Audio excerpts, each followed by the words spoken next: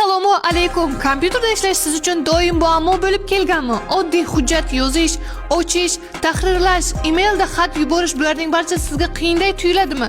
Atrofdagilar bu juda oddiy-ku deganda ichingizdan noqulaylik paydo bo'lyaptimi? Ishga kirayotganingizda sizdan kompyuter savodxonligi yoki ingliz tili so'ralyapti va siz buni qaysini boshlashni bilmaysiz. Yaqin tanishlaringizdan so'rashga esa uyalasiz. Yoshim o'tib ketdi, endi kech bo'lsa kerak deb o'ylayapsiz. To'xtang, bu fikr sizni ortga tortmasin. One IT Language sizga aynan shu narsalarni taklif qiladi. Bu yerda kompyuterni ham, ingliz tilini ham noldan sodda va tushunarli qilib o'rganasiz. Yosh muhim ahamiyatga ega emas, tajriba shart emas. Individual yondashuv har bir o'quvchi alohida e'tiborga ega.